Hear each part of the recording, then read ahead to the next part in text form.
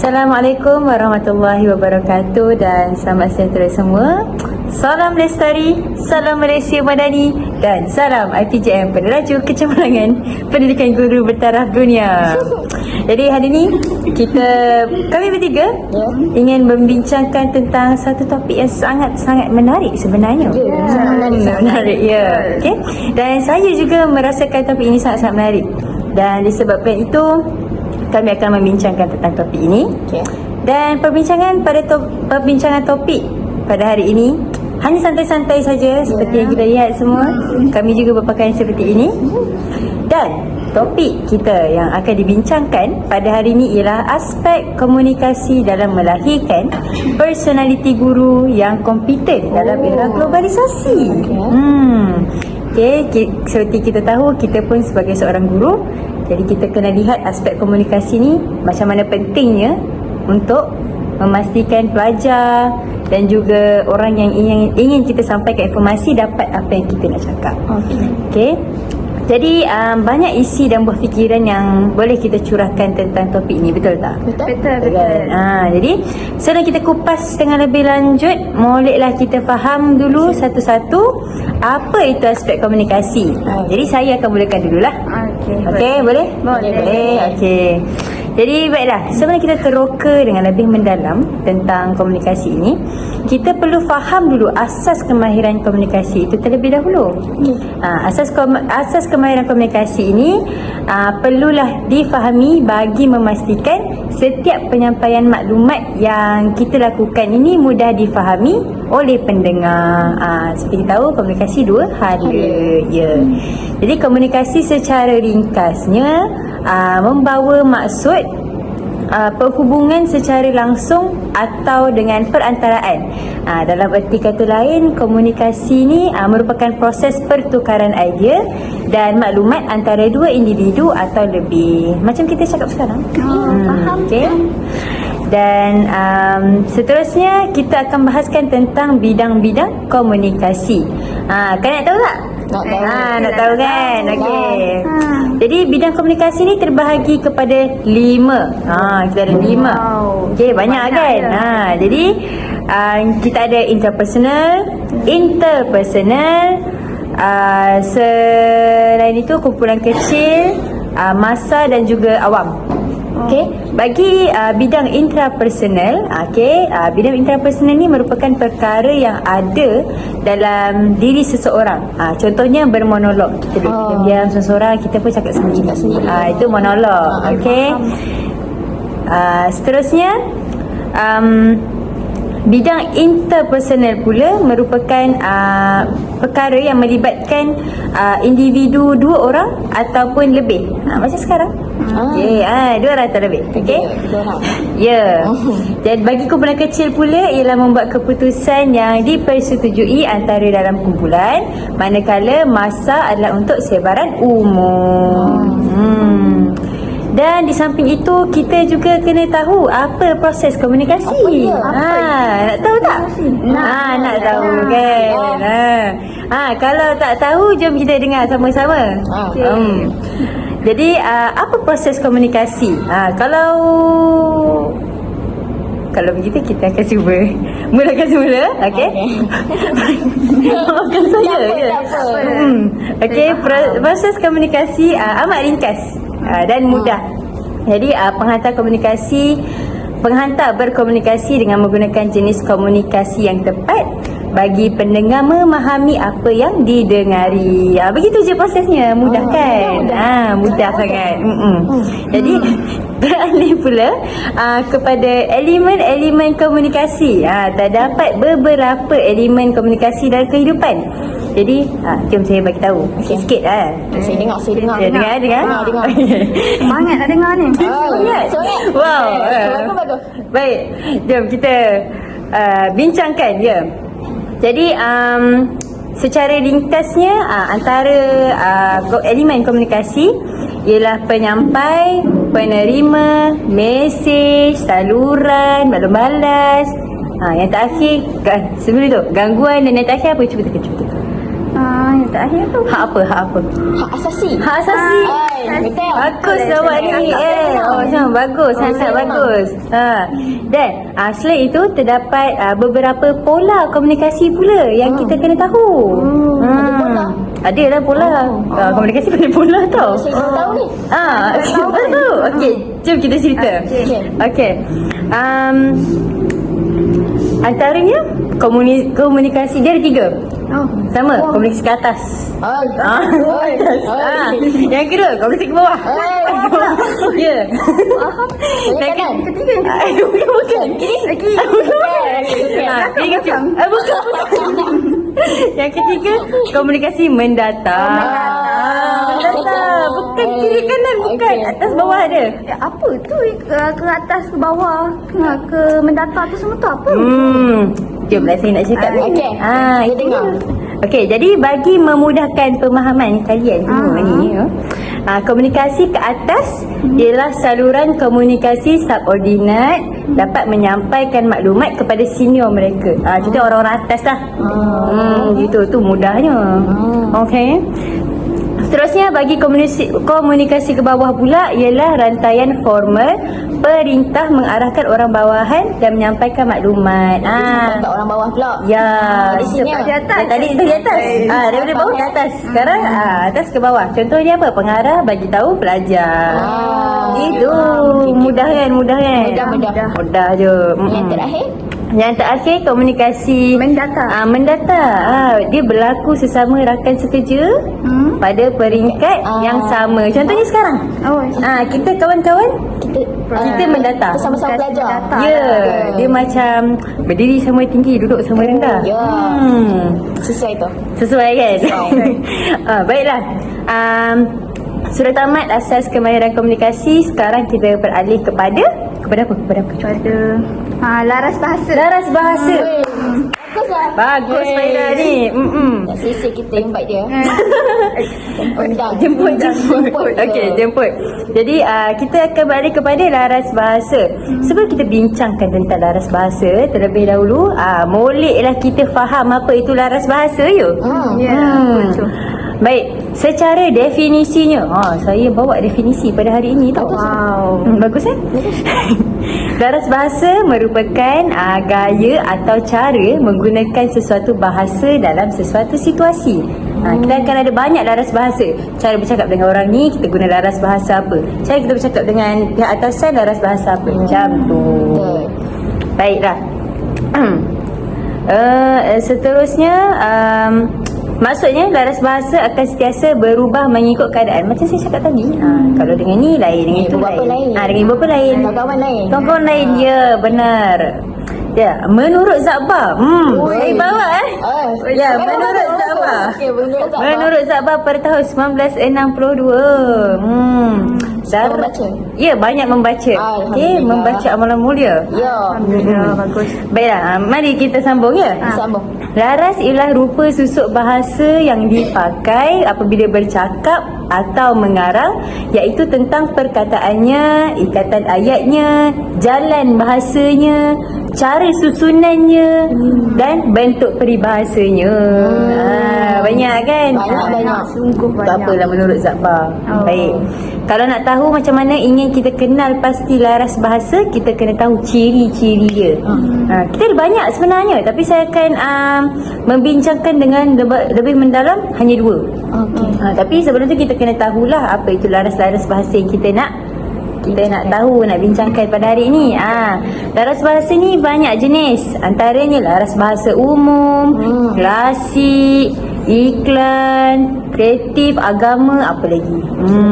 Teknikal. Kanak-kanak, teknikal, panggilan dan undang-undang. Banyak kan? Banyak sangat tu. Kalau kita nak cakap semua benda, susah. Malam. Sampai malam tak habis. Besok pun tak. Ya, sampai subuh esok pun tak habis. Jadi kita akan bincangkan 2 sahaja. Jadi yang pertama laras bahasa umum, yang selalu kita gunakan dalam sehari-hari dan bagi laras bahasa umum ni ialah mudah difahami, penggunaan kata sendi nama digugurkan, menggunakan ragam bahasa umum dan menggunakan ayat yang pendek dan ringkas. Itu laras bahasa umum. Selain itu kita guna laras bahasa iklan. Kita banyak iklan sekarang kan.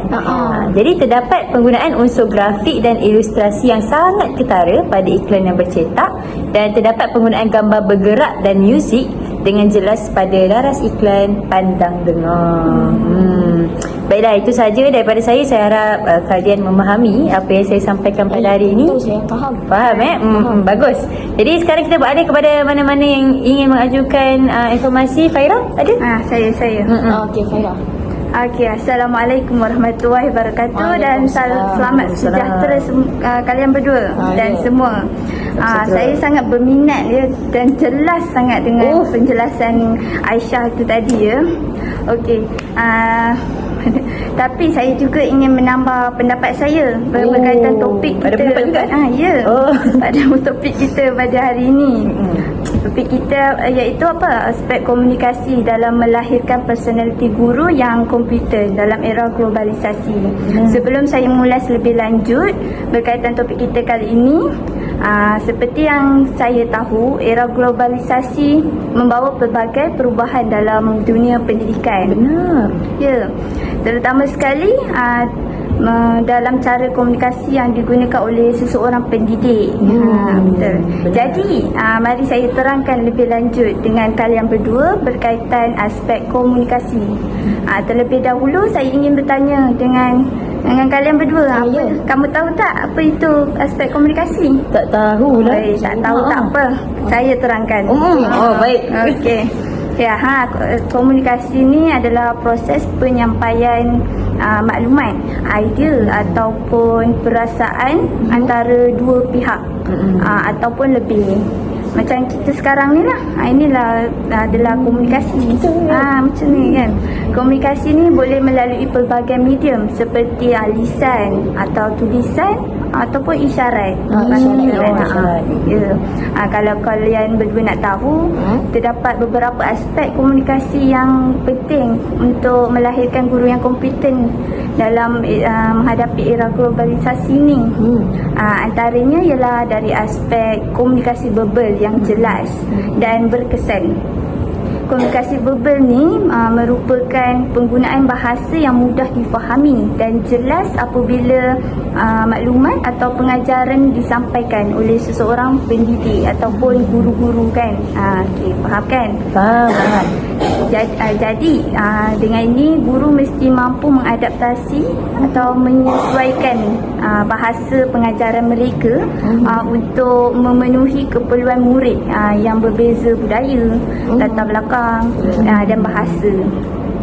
Sebagai contoh penggunaan bahasa yang efektif, iaitu guru perlu menggunakan bahasa yang sesuai mengikut peringkat dan tahap kefahaman murid-murid tu. Barulah faham dengan jelas kan murid-murid tu. Betul. Selain itu juga guru yang kompeten ni bukan sahaja dapat berbicara dengan jelas, tetapi mereka juga dapat menyesuaikan gaya komunikasi mereka mengikut tahap kefahaman murid-murid tu. Macam tu lah. Faham kan? Boleh saya teruskan lagi? Boleh. Seterusnya ialah kemahiran digital dan teknologi dalam komunikasi. Seperti yang kita tahu, dengan kemajuan teknologi dan ramai masyarakat kita ni sering menggunakan platform digital pada masa kini kan. Jadi oleh itu, dengan kemajuan teknologi tersebut, komunikasi dalam pendidikan tidak lagi terbatas. Tidak lagi terbatas kepada komunikasi secara lisan ataupun tulisan di dalam bilik darjah lah. Faham kan? Okey. Ini ini kerana penggunaan alat komunikasi digital seperti email. Bagus lah. Apa lagi? WhatsApp. Komunikasi. WhatsApp boleh. Media sosial boleh? Media sosial? Ya, betul. Media sosial. Dia aplikasi pembelajaran dalam talian. Membolehkan guru tu untuk berkomunikasi dengan murid dan berhubung dengan ibu bapa murid ke. Macam tu. Jadi bagi menjadi guru yang kompeten, guru perlu mahir dalam menggunakan teknologi kini supaya dapat menyampaikan maklumat dan berinteraksi dengan murid-murid secara lebih mendalam, lebih fleksibel orang kata kan. Gitu. Bukan itu saja, guru juga dapat meningkatkan kemahiran mereka dalam penggunaan teknologi bagi memanfaatkan pelbagai sumber pembelajaran digital.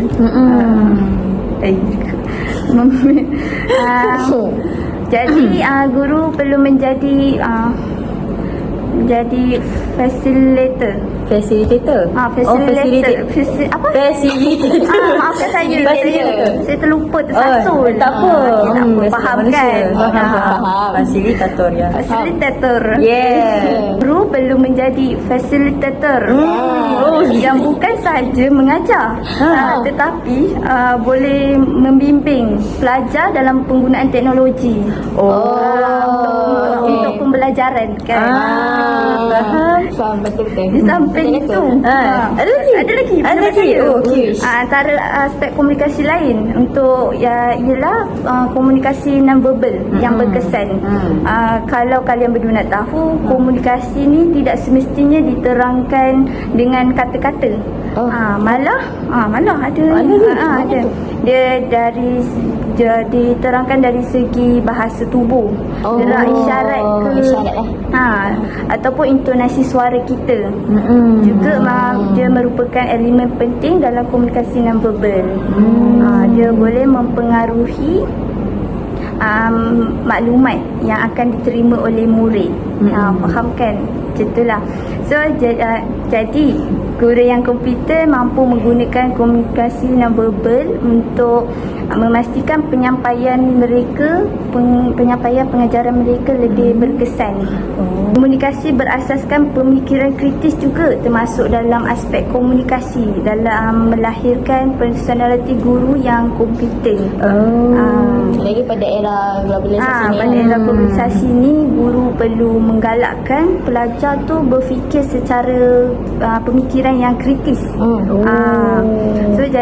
Jadi guru yang kompeten menggunakan komunikasi untuk menunjukkan rasa ingin tahu dan menggalakkan pelajar itu untuk menjelaskan pandangan mereka dengan menggunakan pemikiran yang kritis. Yang kritis.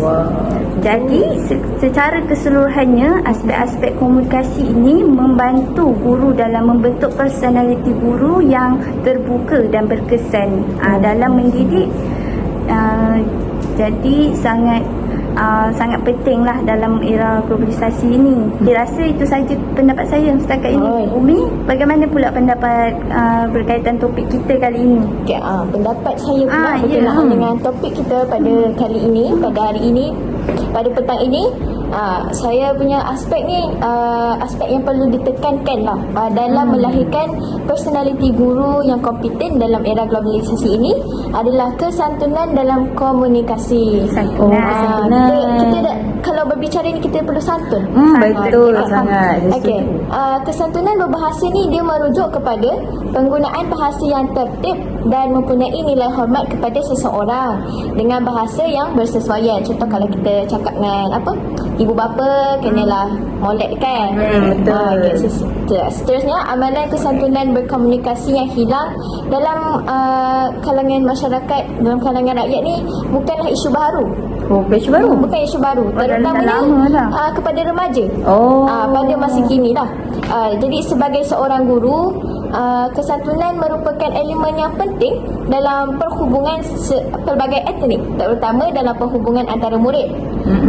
Jadi kalau kita nak berbicara dengan murid, kenalah molek, kenalah lembut, orang katakan. Betul. Penggunaan bahasa yang baik, sopan, yang beradab, memancarkan peribadi mulia dan menunjukkan penghormatan kepada pihak yang menjadi teman bicaranya. Jadinya kalau saya cakap dengan kamu semua dengan santun, jadinya kita dapat mewujudkan peribadi yang macam hubungan kita ni mungkin dalam lebih erat, lebih baik lah. Kalau cakap kasar nanti lain kan, lain. Jadi saya ada terbaca daripada Awang Sarian 2007, tak silap saya lah. Seseorang yang berinteraksi menggunakan bahasa yang halus dan sopan dikatakan tinggi budi bahasanya, manakala seseorang yang menutur kata-kata yang kasar dan kurang sopan dikatakan biadab dan kurang ajar. Macam saya cakap tadi kan. Okay, seterusnya berbicara mengenai kesantunan bahasa, dia mengingatkan saya akan peribahasa yang berbunyi, mulut manis mematahkan tulang. Mulut manis mematahkan tulang. Ini yang membawa maksud perkataan yang lembut dia dapat menundukkan hati yang keras. Macam tu. Jadi bahasa yang diujarkan semasa berkomunikasi ia dapat menggambarkan budi bahasa penuturnya. Itu apa yang dikatakan oleh Yahya Osman 2005. Okay. Seterusnya komunikasi dalam era digital pada masa kini semakin berleluasa.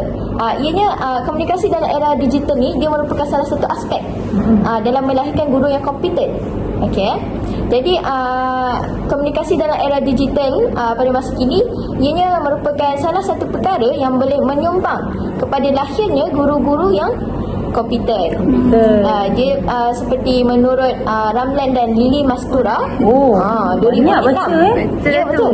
Saya masuk ke membaca. Bagus sangatlah Umi Alian. Jadi menurut Ramlan dan Lily Mastura 2006, internet ini didefinisikan sebagai jaringan komputer antarabangsa paling dominan dalam teknologi maklumat pada era ini yang berupaya untuk menghubungkan pengguna dengan maklumat daripada penulis di seluruh dunia.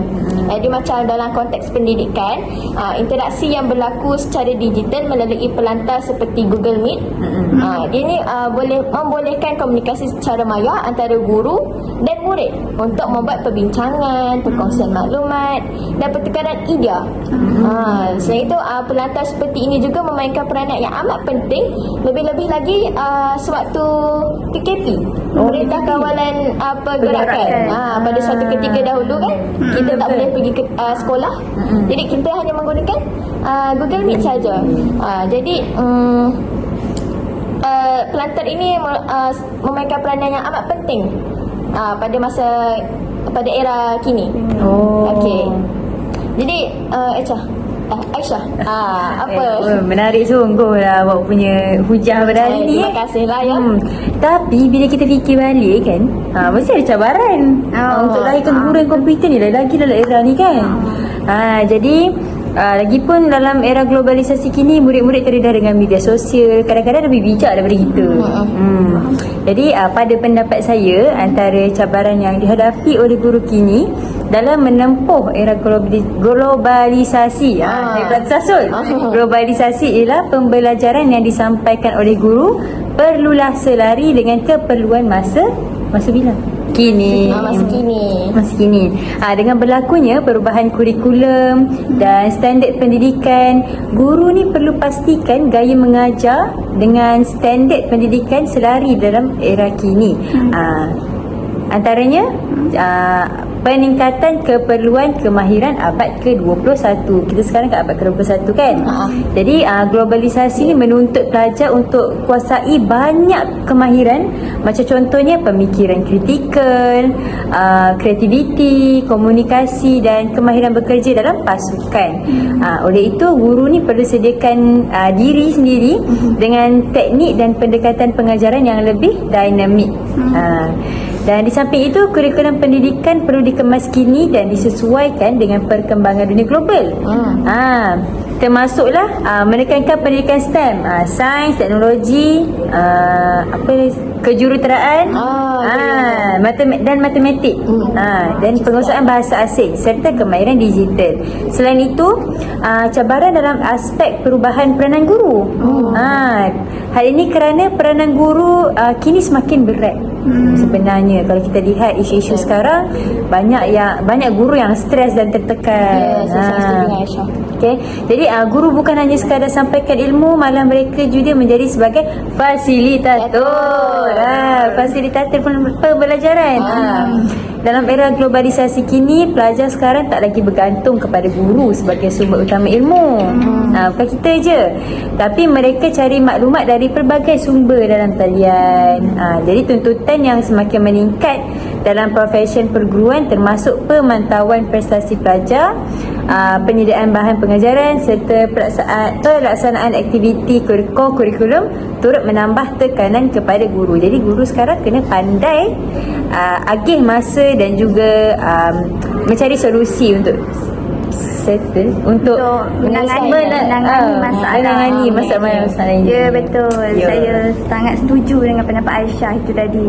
Kalian berdua tahu tak, cabaran guru dalam era globalisasi ini menjadi semakin kompleks, isu yang kompleks dengan perubahan yang pesat dalam teknologi, ekonomi dan sosial. Jadi saya nak bagi tahu pada kalian berdua, antara cabaran utama yang dihadapi oleh guru zaman sekarang ialah perubahan dalam keperluan pendidikan. Ini kerana sebab globalisasi ini telah menyebabkan ini kerana globalisasi juga telah menyebabkan perubahan dalam dunia yang saling berkait. Kini pelajar perlu dilatih dengan kemahiran yang relevan, seperti literasi digital, literasi digital, kemahiran berfikir secara kritis, kreativiti dan juga kemahiran lebih berkesan. Jadi guru perlu memastikan kurikulum mereka dapat dipenuhi dengan memastikan mereka dapat memberi perhatian kepada perkembangan pelajar. Seterusnya, cabaran terhadap peningkatan teknologi dan digital. Era globalisasi telah memperkenalkan teknologi yang semakin canggih dalam bidang pendidikan kan. Jadi guru kini perlu menguasai penggunaan pelbagai alat teknologi untuk mengajar dan berinteraksi dengan pelajar-pelajar semua. Selain itu, pengajaran dan pembelajaran dalam talian semakin berkembang, yang jadi dia memerlukan guru untuk memahami dan memanfaatkan platform digital dengan baik. Namun tidak semua guru mempunyai kemahiran teknologi yang mencukupi. Jadi boleh menyebabkan menjadi cabaran dalam menyediakan pendidikan yang berkualiti. Akhir sekali, guru dalam era globalisasi perlu menyesuaikan diri mereka terhadap pelbagai cabaran dengan memanfaatkan teknologi, memperbaharui kaedah pengajaran mereka dan menjaga itulah. Walaupun cabaran seorang guru ni besar, namun peranan guru ni dalam membentuk masa depan amat penting, dalam membentuk masa depan generasi yang akan datang. Ia juga memerlukan sokongan yang berterusan dari pelajar dan dari pelbagai pihak untuk memastikan guru dapat memenuhi tuntutan pendidikan pada masa kini. Baiklah, kamu semua dah tahu kan apa cabaran-cabaran seorang guru pada masa kini. Jadi saya rasa saya ingin mendengar pendapat kamu pula. Saya bersetuju dengan apa yang telah diperkatakan oleh Faida yang berkenaan dengan cabaran guru pada masa kini semakin kompleks. Tambah pula zaman sudah berubah. Zaman sudah berubah, tidak saya nafikanlah. Media sosial merupakan platform yang luas untuk berkomunikasi dengan mudah dan pantas kepada antara manusia pada masa kini. Akan tetapi kebanyakan remaja pada masa kini ianya terdedah dengan pengaruh di media sosial secara berlebihan yang boleh menyebabkan remaja ni terdedah kepada penggunaan bahasa yang kasar dan salah. Kemudahan untuk berkomunikasi tanpa bertemu secara langsung ini kadang-kadang menyebabkan individu kurang berfikir tentang kesan emosi dan perasaan orang lain, kerana mereka berselindung di sebalik skrin untuk menghina atau mengkritik. Semakin biasalah perkara ini, sehingga dia mengabaikan prinsip kesantunan berbahasa. Macam di aplikasi TikTok, mereka sesenang saja, mereka mudah untuk memberikan komen yang negatif. Okay, cabaran lain adalah tabiat menggunakan bahasa asing seperti percampuran bahasa. Penggunaan bahasa rojak juga merupakan tabiat yang buruk semasa berkomunikasi. Kecenderungan untuk mengabaikan penggunaan bahasa ibunda dalam perbualan seharian antara cabaran yang boleh menyebabkan nilai kesantunan bahasa Melayu ni hilang. Lagi-lagi dalam kalangan masyarakat pada masa kini lah kan. Selain itu, penggunaan bahasa yang ringkas dan terus kepada point, apa kita panggil tu? Isi. Terus kepada isi. Walaupun ianya dianggap efektif dan dianggap tidak sopan atau terlalu kasar, akan tetapi kebanyakan orang mementingkan kecepatan komunikasi tanpa mempedulikan aspek kesantunan yang memboleh bina hubungan yang lebih harmoni. Maksudnya macam kita nak cepat kan, kita nak cepat je, asalkan hantar. Tapi bahasa tu kita singkat-singkatkan macam tu. Betul sangat. Jadi berbalik kepada Aisyah pula. Sudah banyak kita berbincang berkenaan dengan komunikasi, bermula dengan konten komunikasi itu sendiri sampailah cabaran yang dihadapi oleh guru kini dalam menghadapi era globalisasi. Jadi sekarang kita ke tajuk kita yang terakhir, iaitu kepentingan komunikasi dalam kalangan guru kompeten dalam menghadapi era globalisasi. Jadi saya akan mulakan terlebih dahulu. Boleh? Boleh. Okay. Jadi antara kepentingan komunikasi ialah mampu mempertingkat kemahiran pengajaran. Seperti yang kita tahu, silibus pelajaran berubah seiring dengan perubahan waktu dan era. Contohnya KSSR bagi sekolah kebangsaan dan juga KSSM bagi sekolah menengah. Jadi oleh itu amatlah penting aspek komunikasi ini dikuasai oleh guru agar apa yang diajar oleh guru kepada anak murid ni mudah difahami dan dapat diterapkan dalam kehidupan. Guru yang kompeten perlu berkomunikasi dengan jelas dan efektif untuk menyampaikan pengetahuan kepada pelajar. Dalam era globalisasi, pendekatan pengajaran yang inovatif dan pelbagai harus diterapkan, seperti penggunaan teknologi dan juga metodologi kini. Oleh itu, komunikasi yang baik membolehkan guru ni menjelaskan konsep-konsep kompleks dengan cara yang lebih mudah dan difahami oleh pelajar. Fairah? Sungguh jelas ya. Oleh itu saya punya penjelasan pula tentang kepentingan aspek komunikasi ni.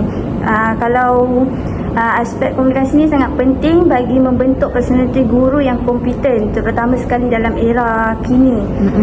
Komunikasi berkesan memainkan peranan dalam membentuk guru yang kompeten. Jadi komunikasi ni dianggap penting kerana ianya boleh mempengaruhi hubungan antara guru dan pelajar, serta proses pengajaran dan pembelajaran. Selain itu, komunikasi yang baik membolehkan guru ni menyampaikan ilmu mereka dengan jelas dan membantu pelajar memahami serta murid dapat mengaplikasikan pengetahuan yang dipelajarinya. Saya pula. Seterusnya, antara kepentingan kesantunan berbahasa ni, dia membantu memelihara keharmonian dan kesejahteraan sosial dalam masyarakat. Penggunaan bahasa yang sopan dan beradab ni, dia dapat mengelakkan konflik dan ketegangan dalam komunikasi. Dalam komunikasi. Dia juga dapat mengurangkan salah faham antara individu atau kumpulan. Jadinya bila orang berkomunikasi dengan cara yang beradab, ia dapat mencipta suasana yang lebih tenang dan menghormati serta menyenangkan. Kesantunan berbahasa ni dia berkait rapat dengan penghormatan terhadap budaya dan adab Islam sesebuah masyarakat. Dia kerana setiap budaya ni dia mempunyai tata cara berbahasa dan adab tertentu yang perlu dihormati. Jadi dengan memahami dan mengamalkan kesantunan berbahasa ni, kita bukan sahaja dapat menghormati individu, tetapi juga kita dapat menghargai masyarakat yang berbilang bangsa dan Kaum. bangsa, kaum dan agama. Okey, jadi bagi saya itu sahajalah. Itu sajalah. Jadi terima kasih kerana sudah memberi masa anda kepada kami. Sekian daripada kami, Sembang Gadis. Jumpa anda di masa yang akan datang. Selamat tinggal.